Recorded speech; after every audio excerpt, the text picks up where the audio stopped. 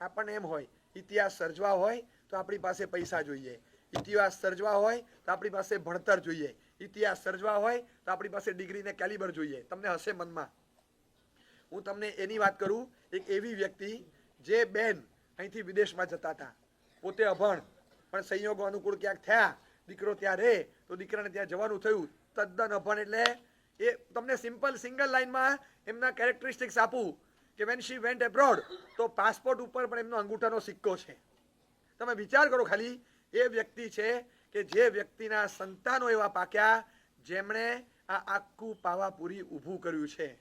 એ વ્યક્તિ છે કનીબા.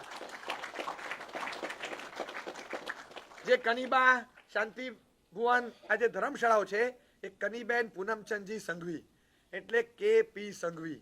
એ પરિવારનું નામ આ રીતે પડ્યું અને એ કનીબેન થયા જેમણે દીકરાઓને જન્મ આપ્યો. એ ભાઈઓ 2 અને એના 7 સંતાનો આજે પણ છે. અને એ પરંપરામાં આવેલો આખો વિકસિત આવો ફૂલેલો ફાલેલો જોઈન્ટ ફેમિલીમાં આજે પણ સાથે એકજૂટ થઈને રહેલો એ સદા મજાનો પરિવાર જેમણે આ ઇતિહાસ સર્જો. This is history on the geography. આ આખું ભૂગોળ ઉપર ઊભો થયેલો ઇતિહાસ છે. આ લેન્ડસ્કેપ એમનો હતો નહીં, કાંઈ હતું નહીં. આ તો હતું જ ક્યાં, આવું કાંઈ નહોતું. આજથી 1996માં તમે ગણો તો અહીંયા ખેતર ઉબડ ખાબડ ખાડા ટેકરા હતું. તમે સાયકલ પણ ન ચલાવી શકો એવી દશા હતી.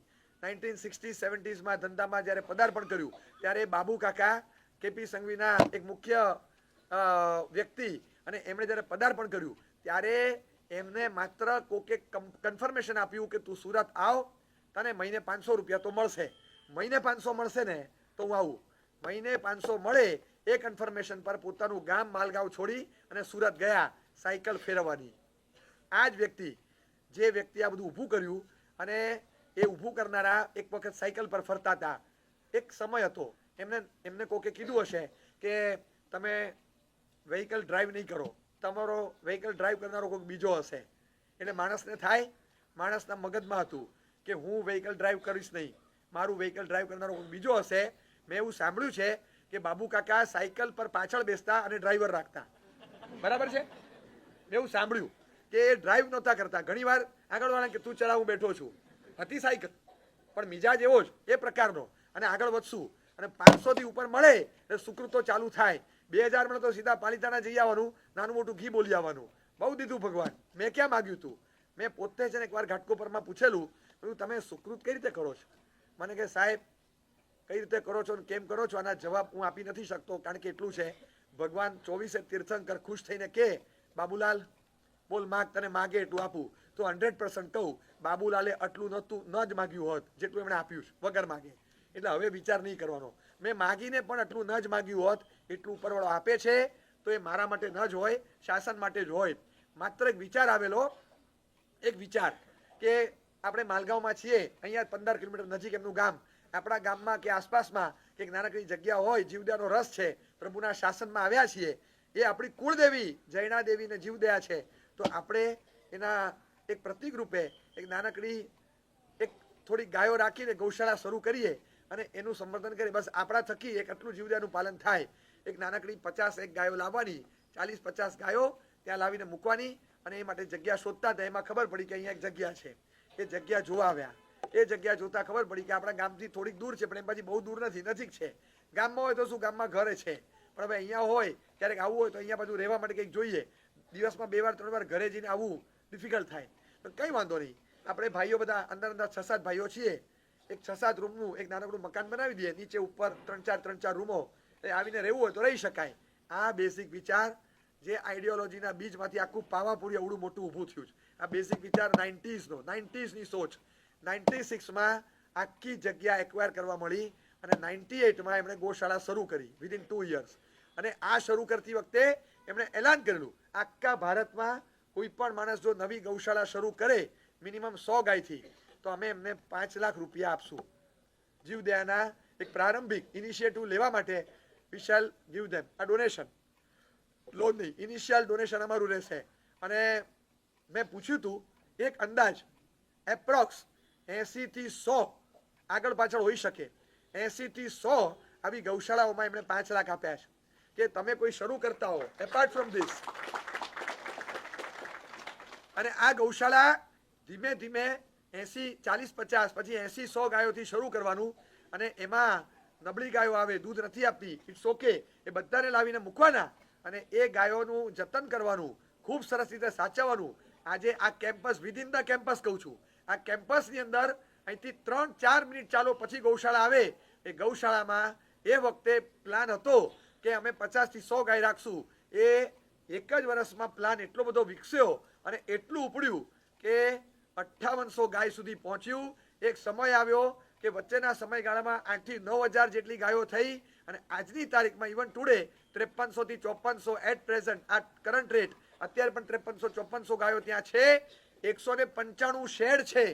એની ટાઈમ તમે જાઓ તો ત્યાં આગળ 5000 ટન ઘાસ ભરી શકાય એવા મોટા 10 ગોડાઉનો છે અને આટલો 100 માણસથી વધારેનો સ્ટાફ છે જે બધી ગાયોની દેખભાળ, સાર સંભાળ રાખે. રાઉન્ડ ધ ક્લોક ત્યાં નૌકારની કેસેટ વાગતી હોય, ધ્વનિ સંભળાતો હોય, બધી ગાયોને કન્ટિન્યુઅસ નૌકાર સંભળાયા કરે અને એ લોકોને વધારે પડતી ગરમી ન લાગે એ માટેની ત્યાં સુવિધા છે. એટલી હ્યુમન ટ્રીટમેન્ટ અપાય. એ ગૌશાળા જોઈને એમ લાગે કે આવું કોઈ સ્વર્ગ ઊભું કરી શકે. હજારો ગાયો માટે થઈ અને રોજનો 4.5 લાખથી વધારેનો ખર્ચો કરવો પડે તો કરવાનો પર ડે, અને એ ગામમાંથી લાવવાના, તમારા ઉઘરાવાના અને અરજીઓ મોકલવાની નથી, પોતાના પૈસે કરવાનું ફોર એવર. આ યુનિટ ઊભું કરવું બહુ અઘરું છે અને આખું કેમ્પસ ધીમે ધીમે ઊભું કર્યું. 600 વીઘા, 240 એકર અને લગભગ 90 લાખથી 1 કરોડ સ્ક્વેર ફીટ એરિયામાં પથરાયેલું આ પાવાપુરી તીર્થ જીવ દયા જીવ મૈત્રી ધામ, જેમાં પાંજરાપોળ પણ આવે, જેમાં આર્ટ ગેલેરી પણ આવે, શાંતિ ભુવન, કનિમા ભુવન, યાત્રિક ભુવન, ગોયંકા ભુવન, 2 ઉપાશ્રય, જળ મંદિર, 10 ગુરુ મંદિરો, આ બાજુ ભવ્ય અતિ ભવ્ય મૂળ દેરાસર શંખેશ્વર પાર્શ્વનાથનું, આ બધું એવરીથિંગ વિધિન વન કેમ્પસ. તમે જોતા થાકો એવો ગ્રીન લેન્ડસ્કેપ, તમે જોતા હરિયાળી થાકી જાય એટલી બધી ગ્રીનરી અને 50 થી 52 હજાર વિવિધ પ્રકારના વૃક્ષો. 24 તીર્થંકરને કેવળ જ્ઞાન થયું એ જે વૃક્ષ નીચે થયું એ સ્પેસિફિક વૃક્ષો બનાવીને તૈયાર છે. એક નાનકડી ડેરી બનાવી 24 તીર્થંકરના કૈવલ્ય જ્ઞાનની સ્થાપના જાણે કરી હોય એવું, ચંદનના વૃક્ષો પણ હોય ને બધું જ હોય એવા પ્રકારની સુવિધા સાથે આખું ઊભું કર્યું. ઔષધિઓ હોય, આખું આમળાનું વન હોય. તમે શાંતિથી બેસો, બપોરે 12 વાગે તમને એમ લાગે કે 6:30 પોણા 7 વાગ્યા છે. એવું ડેન્સ ફોરેસ્ટ પણ અંદર ક્રિએટ કરેલું હોય કે જઈને માણસ ધ્યાનમાં જતો રહે એવું શાંત વાતાવરણ હોય કોઈક જગ્યાએ. આ બધું ઊભું કરવા પાછળ એક પરમાત્મા ભક્તિ, શાસનની લાગણી અને 25 વર્ષ પહેલા આ એટલું અઘરું હતું ઊભું કરવું. આટલી મોટી જગ્યા લીધા પછી આટલું ઊભું કરતા એક મકાન બંધાતું હોય, ઉપાશ્રયની જગ્યા લીધા પછી 4 વર્ષે ઉપાશ્રયનું ઇનોગ્રેશન થાય છે. ત્યારે 2-3 વર્ષની અંદર આટલું મોટું કામ કરી અને જગતના ચોગાનમાં રમતું મૂકી દીધું. છેલ્લા વર્ષોથી એવરેજ રોજના 1000 માણસ અહીંયા આવે છે અને 300-325 માણસ અહીંયા નાઇટ હોલ્ડ કરે છે. રાઉન્ડ ધ ક્લોક 365/7 આખા 12 મહિના, અઠવાડિયાના 7 દિવસ, 24/7 અહીંયા માણસો હોય જ, હાજરી હોય જ. અને એ સમયમાં બધા લોકો અહીંયા આવે, રહે, બધું કરી શકે. માણસો 400 માણસનો સ્ટાફ હોય, સરસ મેન્ટેન કરતું હોય અને આ બધું મેન્ટેન કરવા પાછળ એક ધ્યેય કે આટલું સરસ તીર્થ બન્યું છે, વડીલોએ બનાવ્યું છે. આગળની પેઢી એમ વિચારે છે કે અમારું આ હેરિટેજ, અમારી એસેટ અમારે એને આગળ ધપાવવાની. જતા પહેલા બધા સાથે બેસી અને ફેમિલી કોન્સ્ટિટ્યુશન બનાવ્યું છે 20 પાનાનું અને એમાં એવી રીતે પેનલ્ટી ક્લોઝ લખેલા છે. 18 વર્ષથી ઉપર જાય છોકરો, the day he becomes an adult, અને જેવો ધંધામાં, બિઝનેસમાં એન્ટર થાય ફ્રોમ ધેટ ડે ઓનવર્ડ્સ આ ક્લોઝ એને લાગુ પડશે. વર્ષમાં 6 વિઝિટ, મિનિમમ 36 કલાકની વિથ નાઇટ સ્ટે કમ્પલસરી. એક વિઝિટ કરીને 4 દિવસ રહી જાવ નહીં, 6 વિઝિટ. એકવાર જાઓ ને પાછા આવો તો જ બીજી ગણાય, 3 દિવસ રહ્યો એક જ ગણાય. તમે 6 વિઝિટ આખા વર્ષમાં પાલિતાણા કમ્પલસરી કરવાની અને નહીં તો પર વિઝિટ ઓછી થઈ તો 5 લાખ તમારા ખાતામાંથી ડેબિટ થાય અને અહીંયા ભરાઈ જશે પાવાપુરી ટ્રસ્ટમાં. તમારા આ પેનલ્ટી 5 લાખની એક વિઝિટ ઓછી થાય તો. બહેનો, મેરિડ જેટલા ઘરે આવ્યા છે દીકરીઓ, એ બધા માટે એવો નિયમ કે તમારે 3 વિઝિટ કમ્પલસરી નાઇટ સ્ટે સાથે અહીંયા કરવાની. તમને ખબર હોવી જોઈએ આપણા વડીલો શું કરી ગયા, કેવી રીતે આપણે સાચવવાનું છે, આપણી રિસ્પોન્સિબિલિટીમાં છે. મિનિમમ 3 વિઝિટ, નહીં તો તમારામાંથી પણ પર ઓછી વિઝિટ થાય એટલે 1 લાખ ડેબિટ થશે. અને આજ દિન સુધી આટલા વર્ષોમાં ભાઈઓમાંથી કે બહેનોમાંથી 1 પણ રૂપિયાની પેનલ્ટી હજી સુધી ભરવી પડી નથી. આ પરિવારની વિશેષતા. આટલું લઈને બેઠા પછી કરોડો રૂપિયા પોતાના દર વખતે આ મેન્ટેનન્સ કરવામાં અને બધામાં નાખવાના. એ ઉપરાંતમાં જ્યારે જ્યારે મન થાય ત્યારે બધા જીર્ણોદ્ધાર થતા હોય એ ટ્રસ્ટીઓને બોલાવે, મુક્ત મનથી કરોડો રૂપિયા જીર્ણોદ્ધાર માટે પોતાના પર્સનલ પોતાના ખિસ્સાના, દેવદ્રવ્યના નહીં, એ જુદા, પર્સનલ પોતાના કંપનીના પોતાના ખિસ્સાના પૈસા આપવાના કે તમે આટલા જીર્ણોદ્ધારમાં આટલા અમારા વાપરજો. આ રીતે પોતે આપતા હોય. કેટલીય વાર પાંજરાપોળને બોલાવી લાખ 3 લાખ 5 લાખના ચેકોનું વિતરણ થયું હોય. જ્યારે અશોકજી ગેહલોત અહીંયા સીએમ હતા એ વખતે ભયંકર દુષ્કાળ હતો. અને એક વસ્તુ સમજો, રાજસ્થાન છે, આ ગુજરાત મુંબઈ નથી કે 140 ઇંચ વરસાદ થતો હોય. 18, 20, 22 ઇંચ વરસાદ બહુ થઈ ગયો. અને અહીંયા 5800 ગાય રાખવી, વર્ષે 50 લાખના ટેન્કરના પાણીઓ મંગાવવા પડે, ત્યારે આ મેન્ટેન થાય. એમને થતું નથી. પણ છતાં આ ગ્રીનરી અને આ જીવદયાની હરિયાળી એમને ટકાવવાની. જ્યારે એમ લાગે કે દુષ્કાળગ્રસ્ત પ્રદેશ છે, સિરોહી જિલ્લામાં આ બહારના પ્રદેશમાંથી મને કહેતા હતા, પણ કે સાહેબ લાઈન સર એક પછી એક ઊભી હોય, કુમારપાળભાઈએ ગાઈડ કરેલી હોય એ પ્રમાણે લીલાછમ ઘાસથી ભરેલી ટ્રક 1, 2, 3, 4, 5, 10, 15, 20, 25, 35, 40, 50 ટ્રકો લાઈનસર ઊભી હોય. 2 આમ જાય, 3 આમ જાય, 2 આમ જાય, 20, 40, 50 ટ્રક ભરીને ઘાસ રોજ અહીંથી મોકલીએ. રોજ લીલું ઘાસ રોજ મોકલવાનું. ક્યાં? જે પાંજરાપોળમાં તકલીફ છે ત્યાં આપણે મોકલવાનું. તમે આટલું લઈને બેઠા છો, એમાં પાછું ગામનું સાચવો તો કે સાચવવાનું. અશોકજી ગેહલોતને બોલાવ્યા, સાહેબ એકવાર પધારો અહીંયા, એક અમારે ત્યાં કંઈક કાર્યક્રમ છે. એમનું ત્યારે એ વખતે સીએમ રિલીફ ફંડ ચાલતું, તો સીએમ રિલીફ ફંડમાં 50 લાખ રૂપિયા આપવાના. બધા કે તમે 50 લાખ રૂપિયા સીએમ રિલીફ ફંડમાં આપો, તમને ખબર છે કે આપણા વાળાને જરૂર છે, તમારે આપવા હોય તો એની કરતાં 25 પાંજરાપોળમાં 2 લાખ આપો. એ બોલ્યા નહીં કાંઈ, 50 લાખ રૂપિયા આપ્યા. પછી બહુ જ લાગણીથી વાત કરી અને સીએમ રિલીફ ફંડમાંથી આ જિલ્લાની પાંજરાપોળો માટે પૂરા 5 કરોડ રૂપિયા ફળવાવ્યા કે તમે ફાળવો અહીંયા. એ આપે કે ના આપે, મારા તો જાય છે, આ ખાતરી હોવી જોઈએ કે જશે અને જગ્યાએ જશે. જીરાવલાજી તીર્થમાં જ્યારે પ્રતિષ્ઠા હતી અને ત્યારે મૂળમાં જીરાવલા તીર્થનો આખો જીર્ણોદ્ધાર કરવો એ ભાવ હતો પરિવારનો. પણ આટલું મોટું વ્યાપક અને બહુ ઘરનું તીર્થ કહેવાય, એ તીર્થ એક વ્યક્તિને મળે એમ નહોતું. એટલે પછી પોતાના ગામથી નજીક એક આવું સંકુલ ઊભું કરવું, એટલે અહીંયા આગળ કળશ ઢળ્યો. પણ જીરાવલાજીનું બહુ, જીરાવલા પાર્શ્વનાથની પ્રતિષ્ઠા પણ એ પરિવારે કરેલી. પણ એ પ્રતિષ્ઠા કરતા પહેલા આટલું બધું ફંડ જે આવ્યું એ બાબુ કાકા દરેક જગ્યાએ, ચેન્નાઈએ ગયા, બેંગ્લોરે ગયા, ઇન્દોરે ગયા, બધે ગયા જ, બધે જવાનું. ત્યાંના સુખી સંપન્નના 50 માણસ સાથે મિટિંગ કરવાની. આપના કેટલા નહીં. મિટિંગમાં સૌથી પહેલા લખાવાનું 51 લાખ કેપી સંઘવી ચેન્નાઈમાં લખાવે. અને પછી ત્યાં જઈને એ પોતે લખાવે, એ બધા લખાવે. પછી ત્યાંથી બેંગ્લોર જાય, 51 લાખ કેપી સંઘવી પાછા લખાવાનું. દરેક સભામાં પોતાના પહેલા લખાવાના અને પછી બોલો 5 કરોડ 7 કરોડ 10 કરોડ લઈને આવવાના. પુષ્કળ રકમ જીરાવલાજી માટે પણ ભેગી થઈ, શુદ્ધ સાધન ખાતાની. એમાં અનેક વ્યક્તિઓના યોગદાનમાં આ બહુ માતબર યોગદાન આ બાબુ કાકાનું હતું. ખબર નહીં, જીગર હતી અને આટલું ઊભું કર્યું. અને ઊભું કરતી વખતે જે 2-4 પાયાના પથ્થર હતા એમાંથી એક કિશોરભાઈ તો આજે અહીંયા છે જ, આટલા વર્ષોથી સાચવવામાં કશું બાકી નથી રાખતા. એવો આ પરિવાર. રસ્તા પર તમે ચાલો, હાઈવે પર, રોડ પર તમે ખુલ્લા પગે ચાલો ને તમારા પગ છોલાશે. આ રોડ પર તમે ચાલો તો તમને જરાય છોલાય નહીં. એવા નીટ એન્ડ ક્લીન રોડ હોય, ખાડા ખડિયા કાંકરા દેખાડા કંઈ તમને મળે નહીં. એટલું ફર્સ્ટ ક્લાસ મેન્ટેન થયેલું તીર્થ હોય.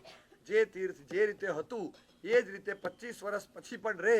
આ માટે કેટલો ભોગ આપવો પડે, કેટલી જવાબદારી રાખવી પડે એ આપણે સમજી શકીએ છીએ. આપણને કદાચ ખ્યાલ ના આવે, આપણા ઘરમાં પોપડા ઉખડી જાય અને ક્યાંક ખાડાઓ પડી જાય, ત્યારે આપણને ખબર પડે કે આપણા ઘરને આપણે મેન્ટેન નથી કરી શકતા.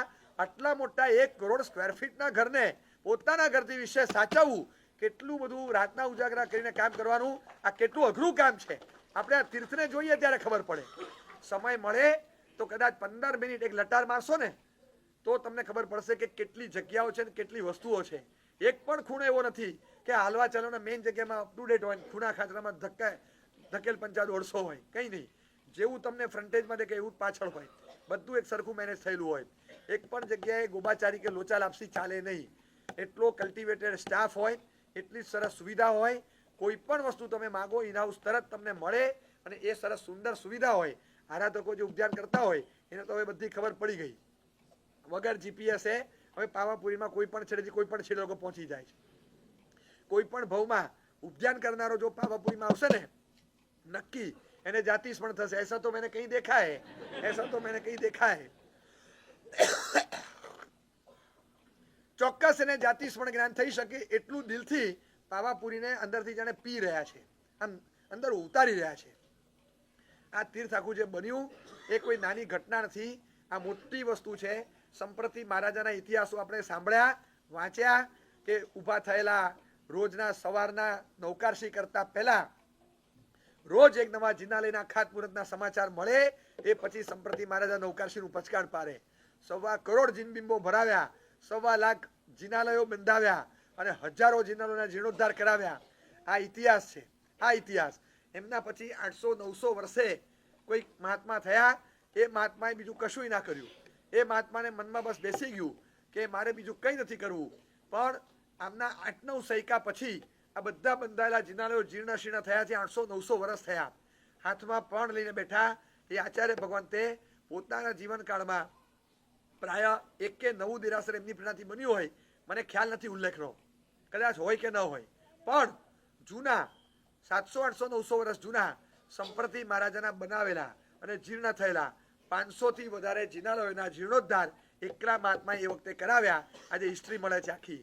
ત્યારે ખ્યાલ આવે કે જે તે સમયે મહાત્માઓ થયા જેમણે સર્જન, સંમાર્જન, સંરક્ષણ, સંવર્ધન બધા ઇતિહાસો રચ્યા છે. આટલું સુંદર સુકૃત, ચારે બાજુ સુકૃતની પરંપરા ચાલે એવા બહુ જાણીતા અને પોપ્યુલર પરિવાર અને એમની આયોજિત આજની શિબિરમાં તમે આવ્યા છો ને, હું કહું કે ચેરિટી, પ્યોરિટી, કમિટમેન્ટ આ બધું છે ને સંસ્કારમાં આવવું જોઈએ આજનું ભોજન લીધા પછી.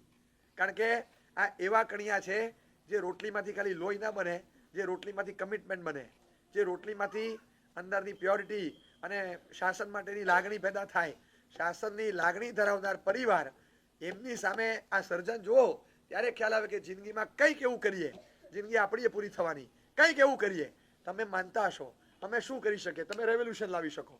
તમારો ભરોસો નહીં, તમે ધારો એ રેવોલ્યુશન લાવી શકો. ખાલી મગજમાં બેસવું જોઈએ. શાલિટ એક નાનકડી દીકરી હતી, 17-18 વર્ષની, US Born and brought up. કદાચ મૂળ ઇઝરાયલનું હોઈ શકે પણ બોર્ન એન્ડ બ્રોટ અપ બધું યુએસમાં. અને વર્ષો પહેલા એ જ્યારે જન્મી હતી ત્યારથી એને મનમાં હતું અને કેટલાક વિચારોમાં અલગ પડતી હતી. કેટલાક વિચાર બહુ અલગ અલગ એને ત્યાંના કલ્ચર કરતાં તો તદ્દન અલગ પડે. વેન્ડી શાલિટ. અને એ છોકરી જ્યારે યુવા વયમાં આવે છે ત્યારે એણે બહુ જ સજ્જનતા સાથે અને પ્યોર સિમ્પ્લિસિટી સાથે આખી જિંદગી જીવવાની એ પ્રકારની એક આઈડિયોલોજી ડેવલપ કરી. એ માટે એક બુક લખી અને મોડેસ્ટી ફોર ગર્લ્સ એને સ્પેશિયલી છોકરીઓને ટાર્ગેટ બનાવીને આ book written by a girl for the girls એને બુક લખી, મોડેસ્ટી ઇઝ યોર્સ. અને પછી એ બુકમાં એણે આમ બહુ પ્રામાણિકપણે કીધું કે માય ડિયર સિસ્ટર્સ, હું તમને બહુ પ્રેમથી કહું છું, આપણને બગાડે છે દુનિયા, આપણે બગડવાનું નથી. દુનિયા આપણને બગાડે છે, આપણે બગડવાનું નથી. કારણ કે જો આપણે બગડ્યા ને તો આપણા પતિ, આપણા પુત્રો, આખો પુરુષ વર્ગ બધા જ બગડશે. અને આપણે સુધરશું તો આ બધું સુધરશે. આપણે બગડવાનું નથી. આખું ગાડું હોય, કાર્ટ, હોર્સ કાર્ટ, એનું જે વ્હીલ હોય, વ્હીલમાં વચ્ચે એક ધરી હોય, આટલી આમ ટર્ન થાય, પૈડું આખું ફરે. આપણે ધરીના સ્થાને છીએ સેન્ટર પર, આટલું ચક્કર ફરશું ને આખું પૈડું આખું સર્કલ મારશે. એટલે આપણે ફરાય નહીં, આપણે સ્થિર રહેવાનું છે. અને એને કારણો આપ્યા છે. તમને વાંચીને આશ્ચર્ય લાગશે કે can a girl write so frankly. એને 3 કારણ લખ્યા છે કે આપણે મોટા નથી થયા, આપણે ફાટ્યા છીએ. હા, આપણે ફાટ્યા છીએ. અને આપણે બગડ્યા અને ફાટ્યા એના 3 મહત્વના કારણ એને લખ્યા છે વિન્ડી શાલિટે. Number 1, liberal parents.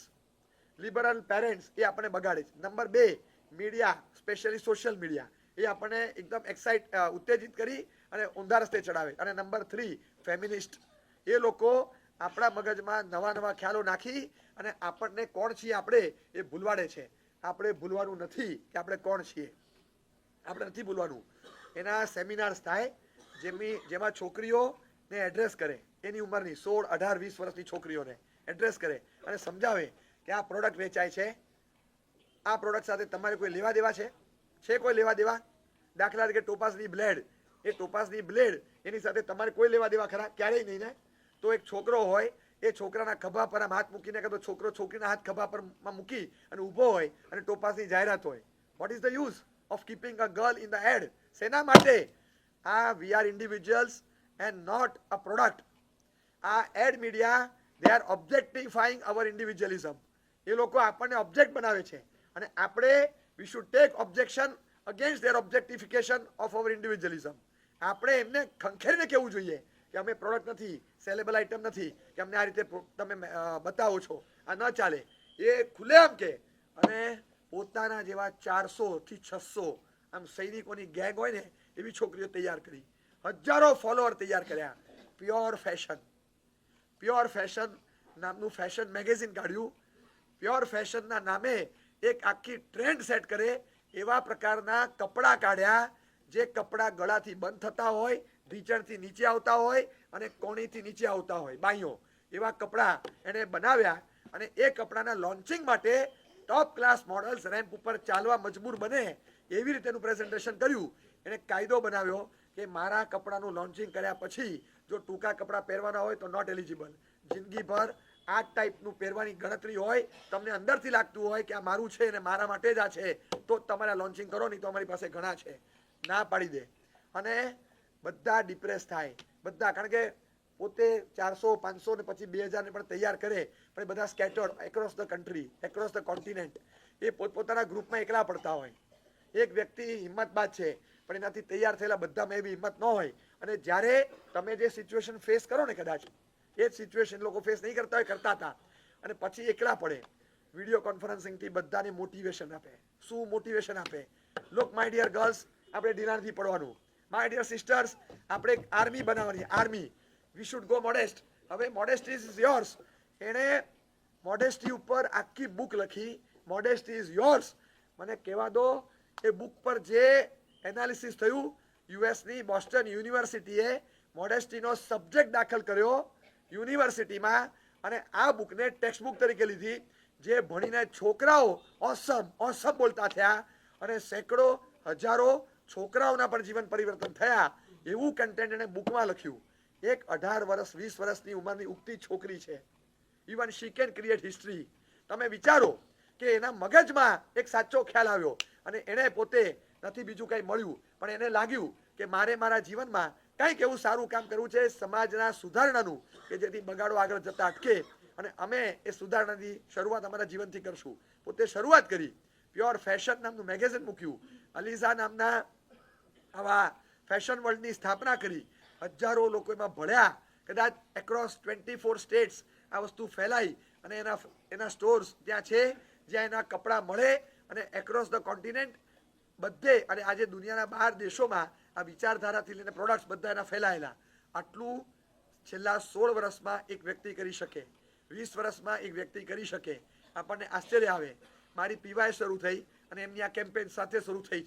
મારે 16મું વર્ષ ચાલે, મેં તો પછી ખબર પડી કે એમને 16 વર્ષ થઈ ગયા.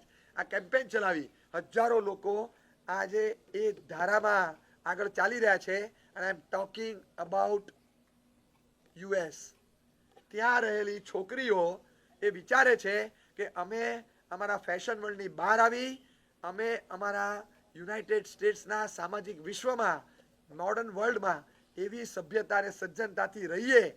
અને કદાચ બહુ અનુમાન સાથે છતાં વ્યથા સાથે કહું કે ઉદ્યાનમાં બેઠેલા પણ કોઈ હશે ને, એ પ્લાનિંગ બનાવતા હશે કે પારીને કયો દિવસ મળે કે અમદાવાદ જઈને મહેંદી મુકાઈ આવું. એ વિચારતા હશે કઈ ફેશનની કઈ વસ્તુ લાવવાની બાકી હોય, હજી વિચારધારા ચાલુ હશે. ત્યારે આ બેન ત્યાં બેઠા બેઠા પ્યોર ફેશન અને એટલું સરસ ડિઝાઇનિંગ આપે, બધાને મોટિવેશન આપે. ડરો નહીં, એમની સાથે ફ્રીલી બધા વાત કરે. છોકરીઓની વાતો ચાલે કે મેડમ આઈ ફિયર.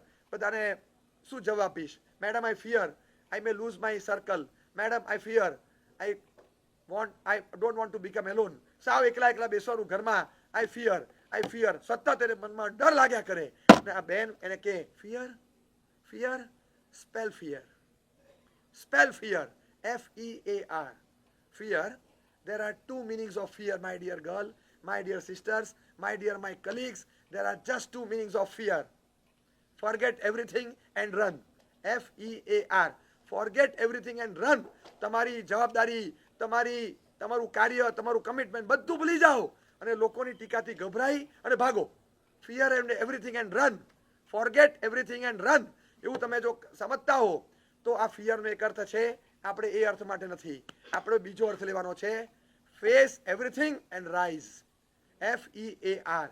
તમે બધી વસ્તુને, ચેલેન્જને ફેસ કરો and get at the top. તમે ઊભા થાવ, દુનિયા તમને જોશે. આજે દટાયા છો, સહેજ ઊંચા થશો, ડોકી દેખાશે. આખા ઊભા થશો, પગથી માથા સુધી લોકો માટે દર્શનીય બનશો. Face everything and rise about. તમે ઊભા થાવ, ડરો નહીં. There is nothing like fear for us. જે મોટિવેશન આપે એનાથી હોંસલો બને. હજારો લોકો એમાં જોડાય અને આ કેમ્પેનનો હિસ્સો ને ભાગ બને. બહાર રહેલ વ્યક્તિ સભ્યતા, સંસ્કાર, કલ્ચર, સંસ્કૃતિ એને મળે. શું ચેન્જ લાવી શકે, શું રેવોલ્યુશન લાવી શકે આ યંગિસ્તાન. શું કામ એના માટે સમય કાઢું? હું એના માટે જ સમય આપું, બાકીના આપું જ નહીં. કારણ કે આગળમાંથી હું 15-20 વર્ષ મહેનત કરું અને મને એમ લાગે કે કોઈક એક સુભાષ બોઝ પાકે, એક વિન્ડી શાલિટ પાકે, મારા 226 હોય કે 526 બધા સેશન વસૂલ. પછી તો ક્રાંતિ એ જાણે, એ કરશે. પણ એક કે બે પણ પાકે જે મૂળમાં વિચારધારાને પકડી અને સાંસ્કૃતિક પરિવર્તનો જે થઈ રહ્યા છે એને અટકાવી અને મૂળ માર્ગ પાછો લાવે. બહુ મોટી જગ્યા, બહુ જરૂર છે. ખાવાની જગ્યામાં હેઠું મૂકવાનું વધ્યું, પાણીના વપરાશમાં વ્યય કરતા વેડફાટ વધ્યો, વપરાશ કરતા દુર્વ્યય વધ્યો, પૈસામાં દેખાડો વધ્યો, પૈસામાં બેફામ ઢોળવાનું ને ઉડાડવાનું વધ્યું. આ બધું જોયા પછી લાગે કે સભ્યતા, સજ્જનતા, સિમ્પ્લિસિટી આ બધું બહુ જરૂરી છે. What is most necessity? સૌથી વધારે નેસેસિટી જો આજે કોઈ ચીજની હોય તો ધ નેસેસિટી ફોર સિમ્પ્લિસિટી. ગામે ગામ ઇલેક્ટ્રિસિટી પહોંચે કે ના પહોંચે, પણ ઘરે ઘરે સિમ્પ્લિસિટી પહોંચે એ બહુ જરૂરી છે. અને સિમ્પ્લિસિટી ઘરે ઘરે નથી જતી. ભપકો દરેક ઘરે સ્ક્રીન ઉપર એડ બનીને પણ પહોંચી જાય છે અને એના માધ્યમથી દરેક ગામમાં આગ લાગે છે, દરેક ગામમાં. ત્યારે એમ થાય કે આ મહિમા ગાનાર એક વ્યક્તિ એને પોતાના એક જીવનથી હજારો દીવાદાંડીઓ ઊભી કરી દીધી, જે સર્ચલાઇટ બની અને કેટલાયને આવી રીતે પોતે આજના કાળમાં પણ દિશાઓ આપે છે. અને આ દિશા આપવાનું સરસ મજાનું કાર્ય એક છોકરી કરી શકી હોય. She has created a history. આ હિસ્ટ્રી છે, બહુ અગત્યની વાતો આ હિસ્ટ્રીમાં સમાયેલી છે. ક્યાંક એનું મળતું સાહિત્ય, એના મળતા બુકના પ્રકરણો વાંચજો, ઘણું અંદરથી મળશે. એક કીપ એન્ડરસન એક ડોક્યુમેન્ટરી બનાવે. ડોક્યુમેન્ટરી તો ભાઈ ઘણી બની, ઘણી, પણ તમારું માથું ફેરવી નાખે, તમારું મગજ ફેરવી નાખે અને તમે એ જોયા પછી ક્યાંય આમ ચેન ન પડે. તમે દિવસની 10 વસ્તુઓ ખાવા પીવાની મૂકી દેશો, વપરાશની મૂકી દેશો, તમને બેચેની આપે. તમને તમારી નહીં આખા દુનિયાભરના કેટલ વેલ્થની અને પશુધનની ચિંતા થાય અને તમને મજબૂર કર્યા વિચારવા. આવા પ્રકારની સંવેદના પ્રગટાવતી, દયાની જ્યોત સળગાવતી, જીવ દયાના, રક્ષાના, જૈનાના, કરુણાના પરિણામ પ્રગટાવતી એવી ડોક્યુમેન્ટરી હિસ્ટ્રી ક્રિએશન છે. બહુ ઓછા હોય કે જે આવું ક્રિએટ કરી શકે. અને એ જ્હોન રોબિન્સ, અમેરિકન્સને ખબર હશે કે એ વખતના પ્રેસિડેન્ટ હતા. એ પ્રેસિડેન્ટ બુશના ડાયટિશિયન હતા. એ ડાયટિશિયન તરીકે રહેલા, એમનું ડાયટ નક્કી કરે અને એમના હેલ્થને જોઈને ડાયટ પ્રિસ્ક્રાઇબ કરે. એમણે એક બુક લખી, ડાયટ ફોર ન્યૂ અમેરિકા. એ બુકને તો પબ્લિશ જ નતા થવા દેતા, કેટલા સમય સુધી દબાવી રાખી. અને પછી એ બુક જ્યારે બહાર આવી ત્યારે તહલકો મચ્યો, હજારો અમેરિકન્સે માંસાહાર છોડ્યો. બુકના કન્ટેન્ટમાં એવું હતું, એ બુક જો ચાલે તો સ્લોટર, મીટ અને બીફ એની માર્કેટ ના ચાલે. આ બુક મિલિયન્સ ઓફ કોપીઝ દુનિયાભરમાં ગઈ છે. તો આવી એક બુક લખીને મોટી ક્રાંતિ લાવી શકે. ડિજિટલ વર્લ્ડમાં એક નાનકડો તણખો મૂકી અને કોન્સ્પિરસી દ્વારા, એક ડોક્યુમેન્ટરી દ્વારા હલચલ મચાવી શકે. આ તાકાત અહીંયા છે. તમે જેને બહુ બ્લાઇન્ડલી ફોલો કરતા હશો, એ વિરાટ કોહલી હોય, અનુષ્કા શર્મા હોય, એના બ્લોગ વાંચજો. એક દિવસ હતો, they were very fond of meat. કોઈ પણ કાળે એમને જોઈએ શરીરમાં તાકાત આના વગર આવે નહીં, આવે જ નહીં. અને બહુ સ્પષ્ટ વિચારધારા. નાની વસ્તુ ખર્ચાની સામે જોવાનું નહીં. આ Vijay Hazare ટ્રોફીમાં બચારાને man of the મેચનો એવોર્ડ મળ્યો, 10,000 રૂપિયા. તો નીચે કેપ્શન લખે કે આજનું એના મિનરલ વોટરનો ખર્ચો નીકળી ગયો. 10,000 રૂપિયાનો ચેક તમે આપો, આ ભાઈ 10,000 નું પાણી પીવે રોજનું ફોર ફિટનેસ. તો આ ભાઈ, એને પૈસાની ચિંતા નથી, પણ આટલું એ માણસે બંને કપલે કાયમ માટે માંસાહાર છોડ્યો. કેમ? બસ એક જ આવી કોઈ વસ્તુ એમણે જોઈ અને એ જોઈને લાગ્યું કે હવે કોઈ દિવસ નહીં, આ ગ્રેવયાર્ડ નથી, આ સ્મશાન ગૃહ નથી કે મળદા દાટીએ. અને એને જે લખાણો લખ્યા છે, કદાચ હું લખું ને તો તમને લાગે કે મારા સાહેબ આવું લખી શકે. એટલું સ્ટ્રોંગ લખાણ અગેન્સ્ટ નોન વેજીટેરિયનિઝમ એને લખ્યું છે. અને આજે છેલ્લા વર્ષોમાં એ બોલે છે એ પછી ઘણો માઇલ્ડ, ઘણો ઠંડો થયો. આજે પણ એ ભાઈની ઇમેજ બહુ ગરમા ગરમ છે, એકદમ ગરમ. આ ઠંડો માણસ ન કહેવાય, પણ તમે જૂના એના પરફોર્મન્સીસ જોશો, આજે પણ એ અપીલ કરે તો ચીસો પાડતો હોય. આપણે પહેલાના સમયમાં સેન્ચુરી ફટકારે અને જે કૂદકા મારે અને જે આકાશમાં ગુંબાબાજી કરે, એક્ઝલ્ટ કરે, એ હવે નથી. હવે બસ એમ આમ કરીને જરાક આસમાની સુલતાની થઈ હોય તો એ આસમાનમાં જોઈ અને સુલતાન પાછો હેલ્મેટ પહેરી લે. થોડોક શાંત થયો, થોડો એકદમ નાઉ ઇઝ કમ્પોઝ. કેમ? તો કે મારો ખોરાક બદલાયો, મારી mentality, on field performance, behaviour બધું બદલાયું છે. એ પોતે બોલતા થયા. આ વસ્તુ ઓકે બનાવી, જોઈ, આવા લોકો સુધી ગઈ અને એની અસર થઈ. આ વસ્તુ છે ને જાહેર નથી થતી, જાહેર નથી થતી. બાકી આવા મીડિયા પર્સન્સ, લાખો કરોડો ને મિલિયન્સના ફોલોઅર ગ્રુપ ધરાવનારા, એ લોકોએ શું કરવું જોઈએ? એ લોકોએ આ વસ્તુને પ્રમોટ કરવી જોઈએ કે આવી વસ્તુ ખવાય નહીં. એના બદલે ચાલે ઊંધું, બધા કમલા પસંદ, કમલા પસંદ, કમલા પસંદ એ ઠોક્યા કરે બસ. અને અને આ જ બધું નાખ્યા કરે. બોલો જુબા કેસરી અને લાલ ચોળ મોઢા લઈને ફરે અને આ બધાને તમે ફોલો કરો. આ લોકોની હેસિયત આખા ફોલોઅર વર્ગની પથારી ફેરવે છે. યંગિસ્તાન આરોગ્યના આમ કબાડા કરી નાખે તો ચાલે. જેની ઉપર ટોબેકો ચુંગી ઇઝ ઇન્જુરિયસ ટુ હેલ્થ. ભાઈ તું 55, 56, 60 નો થયો, આ લોકો તો હજી 40 વર્ષ પછી 60 ના થશે. અને એને તું ફોલોઅર વર્ગને આ પ્રમોટ કરે છે કે તમારે આ ખાવ, એમ મોઢામાં નાખો, ચાવો, આ બતાવવાનું.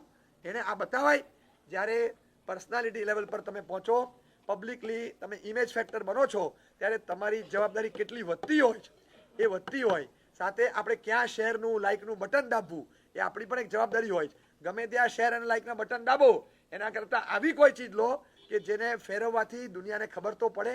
હું કહું ક્યારેક શાંતિથી 2 કલાક જુઓ. એ 2 કલાક કોન્સ્પિરસી જોયા પછી એમાંથી નાનું 30 સેકન્ડ વાળી 40-50 વસ્તુઓ કાઢો. 40-50 વસ્તુ 30 સેકન્ડની જુદી કાઢો. 1, 2, 3, 4 તમને ખબર હોય કે આમ પંચલાઈન જેવી કન્ટેન્ટ ક્યાં છે 30 સેકન્ડમાં. પછી મને કહેજો, હું તમને સમજાવીશ કે આ એક આમ તીર મારો, એક તીર આમ મારો, એક તીર આમ મારો. તમે ચારે બાજુ તીર કેવા મારી શકો. અને you can play a Mahabharata all alone. હા, if you are clear in your ideas, you are one man army. તમારી પાસે કંઈ છે જ નહીં, તમારે કંઈ જરૂર નથી. તેરે પાસ લશ્કર હે તો કે હે, કિતના બડા, ઇતના બડા. બસ હાથમાં રહેલું રમકડું બતાવી દો, લશ્કર બની જાય તમારું. એ જ લશ્કર જો શાસન હાથમાં લઈ અને લશ્કરી શાસન ચલાવે તો તમને સાફ કરી નાખશે. પણ જો આનો ઉપયોગ તમે કરશો તો આખી દુનિયાને સુધારી શકો ને બદલી શકો. એટલી તાકાત યંગ બ્લડમાં છે. ટેકનોલોજીની દુનિયામાં જીવો છો તો એનો ક્રિએટિવ ઉપયોગ કરો, ડિસ્ટ્રક્ટિવ ઉપયોગ કેમ કરો છો? એમણે કીધું કે you are meant to create history and not to delete history. એવું શું કામ જોવાનું કે જે હિસ્ટ્રી પણ તમારી વોચ હિસ્ટ્રી કે સર્ચ હિસ્ટ્રી બાધક હોય, શરમજનક હોય, કોઈને બતાવી શકાય એવી ન હોય. એવું શું છે દુનિયામાં? એવું કંઈ કરો કે જે લોકોને પણ તમારા માટે સર્ચ કરવાનું મન થાય, તમારા નામથી લોકો સર્ચ કર્યા કરે, તમારા કન્ટેન્ટ માટે લોકો તલસ્યા કરે. એવું કંઈક ક્રિએટ કરો. અને એના માટે સર્જાયા છીએ, એવું સર્જન કરો. ગયા હવે અમે 20 ના થઈ ગયા, હવે 30 ના થઈ ગયા, હવે તો શું કરી શકીએ? તમે ભૂલી જાઓ. તમને જો એમ લાગતું હોય કે હવે 18-20 ના થઈ ગયા, હવે ભણવાનો સમય પતી ગયો, આપણી એનર્જેટિક એજ પતી ગઈ, હવે જવાબદારીના વિશ્વમાં આવ્યા, હવે તો છોકરાઓ થશે, મોટા થશે, એને પરણાવો, હવે જવાબદારીના પોટલામાં આવી ગયા, હવે આપણે શું હિસ્ટ્રી બનાવીએ? તમે ભૂલી જાઓ. અમારા જેવા 2 દીકરાઓને જન્મ આપ્યા પછી આ મહાન વ્યક્તિએ હિસ્ટ્રી ક્રિએટ કરી છે. તમે ભૂલી જાઓ. 1 વર્ષ થશે, 1 વર્ષ પહેલા અસ્તિત્વ નાબૂદ થયું, પણ વ્યક્તિત્વ સૈકાઓ સુધી જીવે એવું સ્થાન બધાના હૃદયમાં એમણે પ્રાપ્ત કર્યું. 40 વર્ષ સુધી જે વ્યક્તિએ આંબેલ ખાતું ન જોયું હોય અને આંબેલનું ક્યારેય ખાધું ન હોય, એ વ્યક્તિ આંબેલનો એક અવ્વલ ખેલાડી કઈ રીતે બને? હજી મગજમાં નથી બેસતું. 8,500 આંબેલ એ 40 વર્ષ પછી કરવાના, એ પોસિબલ નથી. આટલા 22 વર્ષ જેટલા આંબેલ થાય, 20 થી 22 વર્ષ જેટલા, તો 22 વર્ષ જેટલા આંબેલ એમને માત્ર 38 વર્ષમાં કર્યા. 22 થી 23 વર્ષના આંબેલ. આટલા બધા દર વર્ષે 250 આંબેલ ફિક્સ, કન્ટિન્યુઅસ 38 39 વર્ષ કન્ટિન્યુઅસ. પહેલા નહોતા કર્યા તો નહોતા કર્યા, બધા શોખ હતા, જીવનમાં બધું હતું, પણ જે દિવસે ટર્ન લીધો તો ટર્ન એવો લીધો, અમે પણ જોતા રહી ગયા. અને એવો ટર્ન એવો એ તમે વિચાર ન કરી શકો. રિક્ષા જ્યાં આગળ યુ ટર્ન ન લઈ શકે એમણે આખી ઇનોવા ફેરવી નાખી. અમે લોકો 4 જણા બેઠા હતા અંદર, રિક્ષા નહોતી, મોટી કાર હતી, અને એટલે ઓછા ટાઈમમાં એમણે ફટ કરતું આખું યુ ટર્ન લીધો અને આખા ફેમિલી સાથે આ રસ્તે આવ્યા. He is the only person અમારા આખા સમુદાયમાં, બાપુજી અને 2 દીકરા, 3ની દીક્ષા થઈ હોય. અમે આચાર્ય થયા કે કોણ થયા ને એ માનતા નથી. એ જ ફેક્ટર અમારી ફેવરમાં હતું. તમને કહું, ખરું પરાક્રમ હોય તો આમનું છે. અમારા આખા સમુદાયમાં 850 સાધુના સમુદાયમાં એક અને એક માત્ર પિતા છે જેણે 2 છોકરા સાથે દીક્ષા લીધી હોય અને હી ટર્ન ટુ બી એન આચાર્ય. આચાર્ય પદ સુધી દીકરાઓ સાથે પહોંચ્યા હોય, દીકરા સાથે દીક્ષા લીધા પછી. એવા એક અને એક માત્ર આચાર્ય છે આખા સમુદાયમાં મેઘવલ્લભ.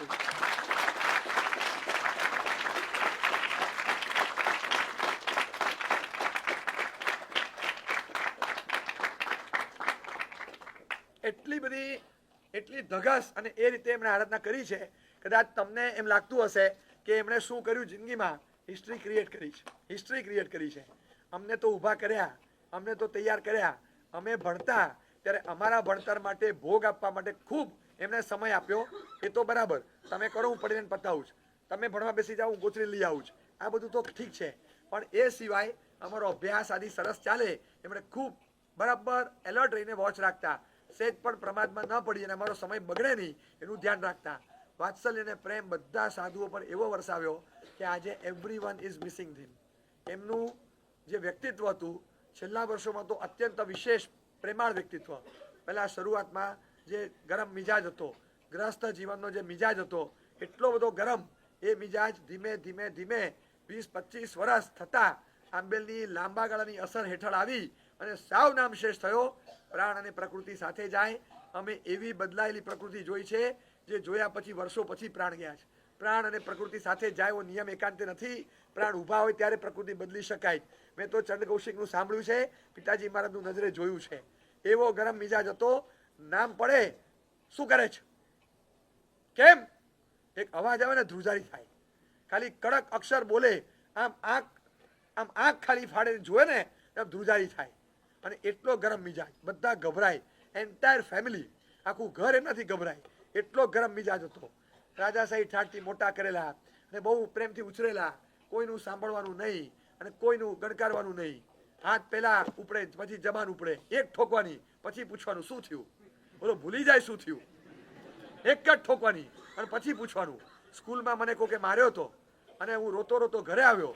રોતો ઘરે આવે તો મમ્મી કે પપ્પા હોય, બોલ બેટા શું થયું, બોલ શું થયું, પોતાના શર્ટથી આમ કરે, રૂમાલથી આમ કરે. રોતા ઘરે આવ્યો, પપ્પાજી 2 ઠોકી દીધી. શરમ આવે છે, છોકરી છે, રોતા આવે છે. કીધું મને માર્યો તો તું શું કામ માર ખાઈને આવ્યો. અરે પણ પેલો પહેલવાન, હું આવો હતો, એની સામે ક્યાં પડું. પણ મને જે ખંખેરી નાખ્યો હતો ને એ દિવસે, કે તારે રોતા નહીં આવવાનું, પ્રિન્સિપલ પાસે જા, ટીચર પાસે જા, 4 છોકરાને લઈને જા, તું મારી પાસે ના આવ. મને મોકલ્યો પાછો સ્કૂલમાં, પાછો જા પ્રિન્સિપલને કહી આવ કે મારા છોકરાએ મને માર્યો, નામ આપી આવ. તો કે મને બીજે દિવસે મારશે, કાલે હું આવીશ. આજે હું નહીં આવું, તું જ જા. તારે માર્યો છે ને, તારે એને મારવાનું નહીં. કાયદો આપણે હાથમાં ને. પ્રિન્સિપલને જઈને કે અને મને માર્યો છે, તમે એની સામે એક્શન લો, તો મારા પપ્પા આવે છે, તું જઈને કે અને પછી મને જવાબ આપ. મને ઘરેથી પાછો મોકલ્યો સ્કૂલમાં કે રોતા શું આવવાનું, જરાય ચલાવે નહીં, ક્યાંય કોઈનું નહીં સાંભળવાનું.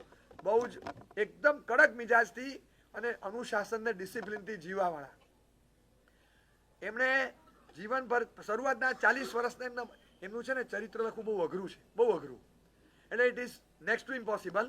જો એમનું ચરિત્ર લખવું પણ હોય ને તો પાર્ટ 1 પાર્ટ 2, હા ખાલી પાર્ટ જુદા નહીં, ટાઇટલ જુદા સાથે. મહેન્દ્રના પરાક્રમ પાર્ટ 1 અને મેઘવલ્લભના પરાક્રમ પાર્ટ 2 બે અલગ જ પાડવા પડે. આ એક સ્ટોરી મિક્સ જ થાય નથી. તમને એમ લાગે એક હેડ છે ને એક ટેલ્સ છે, સિક્કાની 2 બાજુ છે, પણ એક જ સિક્કાની 2 બાજુ હોવા છતાં એ એક જ સિક્કાની એક બાજુ બની શકે એમ નથી. 2 અલગ એપિસોડ છે. એક વ્યક્તિ આ લેવલ પર અહીંયા આવી અને આવો ઇતિહાસ સર્જી શકે, કેટલું મોટું ચેન્જ. હું કહું નાનકડો ચેન્જ લાવવાની કોશિશ કરો, તમે એક નાનકડી વસ્તુથી શરૂ કરો કે આપણે આટલો ચેન્જ લાવવો છે, કેમ ન કરી શકાય? નાનકડો પણ સંકલ્પ આપણે કરીએ અને એ સંકલ્પની પૂર્ણાહુતિ કેમ ન થાય? એક નાનકડો નિયમ, 5 જણા શરૂ કરે અને 5 જણા શરૂ કરી અને પછી એ આગળ વધારે કમિટમેન્ટ સાથે. એક વ્યક્તિ આખું ફેશન વર્લ્ડ એની સામે પડી અને આટલું બધું કરી શકે તો even we can create history. આપણે કરી શકીએ. બીજાનું બધાનું જોઈને તમને કેટલા બધા ભરખા થાય, હું આવું કરું, હું આવું કરું, હું આવું કરું, હું આમ કરું. અરે છોકરીઓની વર્લ્ડ કપની મેચો જોઈને કેટલી છોકરીઓને મનમાં થાય કે હવે આપણે ક્રિકેટ રમતા શીખવું છે. એમને પણ એમ જ લાગે કે આપણામાં મિતાલી છુપાયેલી છે, આપણામાં કૌર છુપાયેલી છે. એ લોકોને મનમાં બેસી ગયું મગજમાં. હવે છોકરીઓને મનમાં થાય, છોકરાઓ બધા નાના નાના એ અત્યારથી રમતા હોય. ઉપાસીમાંથી અમે જોઈએ એ બહાર બેટિંગ કરતો હોય, મેં કોહલી, નહીં તું કોહલી નહીં, મેં કોહલી, નહીં મેં કોહલી, તું ગિલ, નહીં મેં કોહલી, નહીં મેં કોહલી. એ ઝઘડો થાય, બેટ મૂકીને જતા રહે. એટલું બધું અંદરથી બેઠું હોય, ભણવાની ઈચ્છા નથી અને હિસ્ટ્રી ક્રિએટ કરવા આવેલા. આ નબીરા તમે જુઓ, જોઈ જોઈને કોહલી કોહલી કોહલી થતું હોય. અને જ્યારે હું દેવકીનંદન ઉપાશ્રયમાં હતો, શેષકાળમાં કોરોના સેકન્ડ લહેર વખતે ઉપાશ્રયમાં બેઠેલો અને ત્યાં આગળ અચાનક અવાજ આવ્યો, પ્રોસેશન નીકળે ને વરઘોડો, એવી રીતે ઢોલક, એક જણ ઢોલક વગાડે, માસ્ક હતો બધાના મોઢા પર, 15 જણા ઢોલક વગાડતા વગાડતા નીકળે. કંઈક આમ ફ્લેગ ને પેલા પ્લે કાર્ડ ને 15 જણા હતા. જય કોરોના જય જય, જય કોરોના જય જય. આમ જો બધા શું ચાલે છે? બધા છોકરાઓ યંગ, 15-17 વર્ષના. પાડીમાંથી જોયું, પછી એક ભાઈને પૂછ્યું, મને કે કાંઈ નથી સાહેબ, એક્ઝામ કેન્સલ થઈ, આ બધા 12th વાળા છે. જય કોરોના જય જય, જય કોરોના નો જય જયકાર બોલતું જુલુસ કાઢ્યું. આ હિસ્ટ્રી ક્રિએશન થાય? હિસ્ટ્રી આમ ક્રિએટ થાય? તમે હા, માસ પ્રમોશન, માસ પ્રમોશન. એનો આનંદ એટલો હતો કે હાશ 12મી પાસ, 12મી પાસ, મારું જે થવું હોય તે થાય, પણ 12મીનું 12મું ખાધું આજે, બસ વસૂલ કર્યું, 12મું ચોપડાવી દીધું. એટલો બધો ભણવા નહીં મળવાનો આનંદ હતો, નહીં ભણ્યાનો આનંદ હતો. દેખાય, they cannot, they can't create history. એ લોકો ના કરી શકે. હિસ્ટ્રી ક્રિએશન માટે અંદર ખાલી કમિટમેન્ટ જોઈએ, વિલ પાવર જોઈએ, અંદર દિશા જોઈએ, ધગસ જોઈએ, કન્ટેન્ટ જોઈએ, વિઝડમ જોઈએ, આઈડિયાઝ જોઈએ અને એ આઈડિયાઝને એક્ઝિક્યુશન પર લઈ આવી અને ઇમ્પેક્ટ સુધી લઈ આવવા સુધીનું તમારી પાસે ઝીલ જોઈએ, ઉત્સાહ જોઈએ. ત્યારે થાય. એક નાનકડી વસ્તુ કદાચ શરૂ કરવી હોય તો એક વસ્તુને પકડી લઈએ અને શરૂ કરીએ. એ શરૂ કર્યા પછી દરેક જણ ખાલી નક્કી કરે કે નોન વેજીટેરિયનિઝમ એ ખરાબ છે. દુનિયામાં માંસાહાર બહુ ખરાબ ચીજ છે અને માંસાહાર કોઈએ કરવો ન જોઈએ. જો સ્લોટર હાઉસીસની દિવાલો ખરેખર પારદર્શક હોત તો દુનિયાના 10% લોકો પણ માંસાહાર ચાલુ ન રાખત, 90% છોડી દે. Just because the walls are non transparent. એટલે લોકો એ મૂંગી ચીસો સાંભળતા નથી. એ ઉડતી લોહીની ફુવારીઓ ઉડતા જોતા નથી અને ટેસ્ટથી ખાય છે. એને ખબર નથી કે પાછળ કઈ દુનિયા નરકની આમ સડે છે અને કપાયેલા એ ટુકડાઓ ખાય. કલ્ચરમાં ફરક એટલે કલ્ચરનો ફરક દેશને જુદા પાડે. દરેકના આખા કલ્ચરલ ઇતિહાસ છે. ત્યાં ચાઇનામાં એક બાજુ ડોગ ઇટિંગ ફેસ્ટિવલ છે. ડોગનું મીટ, એ દિવસે કૂતરાનું જ માંસ ખાવાનું. તમે જોવો તો તમને લાગે કે તમે ફોટોસ પણ ન જોઈ શકો, તમે અઠવાડિયા સુધી જમી ન શકો, એવી ક્રૂરતા. જીવતા બાળવાના, ઉકળતા પાણીમાં પપીઝને નાખવાના અને સાણસાથી લઈને બહાર કાઢવાના. આમ બફાઈ ગયા હોય, જીવતે જીવતા આમ લટકતા કૂતરાઓ અને એવી પરેશાની. લાખો કરોડો કૂતરાઓ એ ફેસ્ટિવલ દરમિયાન મરે અને એ લોકો ખાય મસ્તીથી. આનું એક ફેસ્ટિવલ છે. અને આપણે ત્યાં મકર સંક્રાંતિ આવે એ દિવસે ગામડાની બહાર દરેક જગ્યાએ પાંજરાપોળના માણસો ઉભા રહે. કરોડો રૂપિયા ગાયના ઘાસ માટે સંક્રાંતિ પર્વ પર આ ગામડાના લોકો આપે. આજે કરોડો રૂપિયા એક જ મકર સંક્રાંતિ પર પાંજરાપોળોને મળે છે. આ દરેક ગુજરાતમાં આજુબાજુના ગામોમાં તમે જાઓ તમને દેખાશે. આ આસપાસના ઘણા વિસ્તારોમાં સંક્રાંતિ પર્વ આવે અને પાંજરાપોળને ગાયને યાદ કરવાની. ગુજરાતની અંદર મુખ્યમંત્રી ગૌ માતા પોષણ યોજનાનું લોન્ચિંગ થાય અને પાંજરાપોળ અને ગૌશાળાઓને રૂપિયા 500 કરોડ સરકારી એડ રૂપે ફાળવવામાં આવે, જેમાંથી ગયા માર્ચ ટુ માર્ચમાં 498 કરોડ 0.77 લાખ અપાઈ પણ ગયા. અને એનો આખો ડેટાબેઝ મેં જોયો પણ ખરો મગાવીને. આટલી ફાળવણી થઈ પણ ગઈ. આ ઇતિહાસ છે. આટલી સુંદર પાંજરાપોળ, જે પાંજરાપોળમાં આટલા બધા પશુઓ સચવાતા હોય અને મને લાગે છે આ 5300 ગાયોમાંથી કદાચ 130-140 ગાયો એવી છે જે રોજ દૂધ આપે છે. બાકીની ગાયો માંદી પણ છે અને એ ગાયોને માત્ર ઘાસચારાનો ખર્ચો લાગે. આ જ્વલંત ઉદાહરણ જોયું.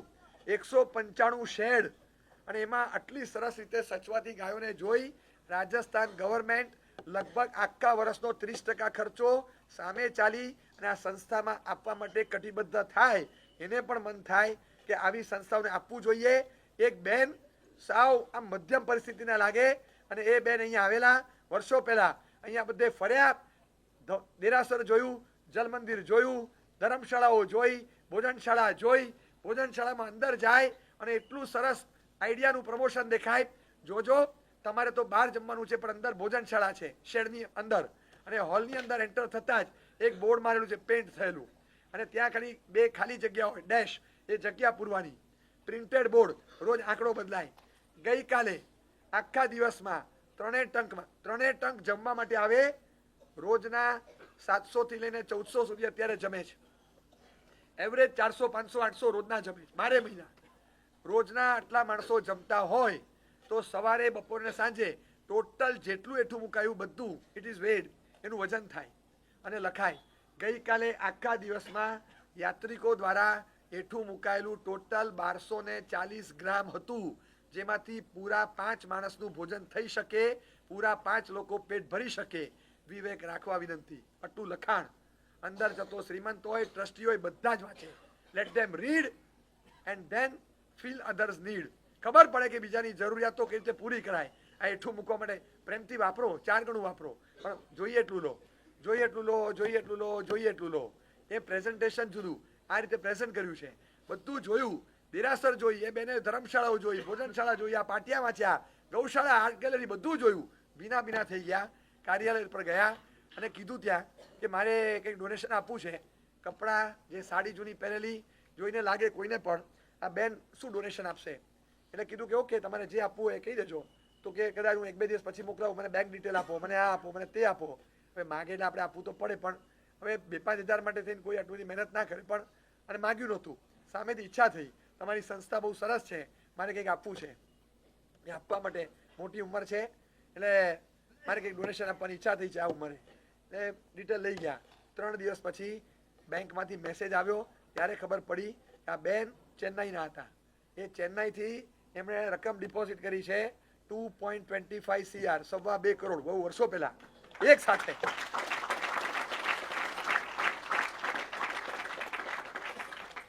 બાબુ કાકા, એમના ધર્મપત્ની રતનબેન, સળંગ 33મો વર્ષી તપ. આજે પણ રતનબેનને ચાલુ છે. એ રતનબેન તપસ્વી બંને હાજર હતા. આ છે કોણ? શગનીબાઈ નામના શગનીબેન, એ મારવાડી લેડી હતા. આટલું તો કે મારી પાસે જે હોય હવે કંઈક સારા સ્થાનમાં આપવું છે. આ ગૌશાળા અને આ તીર્થ મને ગમી ગયું, મને અહીંયા આપવું છે. મને લાગે છે કે બહુ સારું લાગશે, મને આનંદ થશે. છેલ્લે યાદ આવશે તો મને આનંદ થશે. બસ 2-3 દિવસ મને આપો. ત્યાં ગયા. એમની પાસે જે કંઈ, એમની પાસે પણ એક પોર્ટફોલિયો હતો અને એમણે નક્કી કરેલું હું જાઉં અને પછી મારી પાછળ આ આગમભાઈ બોલવા ન જોઈએ કે શગનીબેન ગયા ત્યારે પાછળ આટલો પોર્ટફોલિયો મૂકીને ગયા, હું મૂકીને જઈશ જ નહીં. એમણે પૂરા 2.25 કરોડ ફાળવી દીધા. પોર્ટફોલિયો ખાલી, નીલ, બધું એ દિવસે સ્ક્વેર અપ કરી એક ઝટકે અહીંયા આપ્યું. આટલા પોતાના તીર્થમાં બીજા કોઈનો પૈસો નહીં લેનારા આટલું મોટું ડોનેશન આવ્યું. ત્યારે ભલભલા શ્રીમંતો આવી ગયા. ક્યાંય બાબુ કાકા ઝૂકે નહીં, જરૂર નથી પડી, પૈસાને નમે નહીં. પણ બાબુ કાકાની ઈચ્છા થઈ કે આ બેનને દર્શન કરવા જવું છે. All the way he went to Chennai. ફ્લાઇટમાં ચેન્નાઈ ગયા. પૂછીને એડ્રેસ એમના ઘરે ગયા કે તમારા ઘરે આવ્યો છું, એક ગ્લાસ ઉકાળેલું પાણી પીશ, તમને તિલક કરશું. મારા શાલિકા તિલક કરે, અમે શાલ ઉડાડીએ, શ્રીફળ આપીએ, તમારું બહુમાન કરીએ અને પગે લાગીને માગીએ કે તમારા જેવી દાનની ભાવના અમારામાં પ્રગટે. આ બાબુ કાકાને રતનબેન એમના ઘરે ગયા. આ હિસ્ટ્રી ક્રિએશન જુઓ. હિસ્ટ્રી ક્રિએટ કરનારાએ બીજી એક વર્ચ્યુઅસ પાર્ટ ઓફ લાઈફ એનો પણ ઇતિહાસ સર્જો.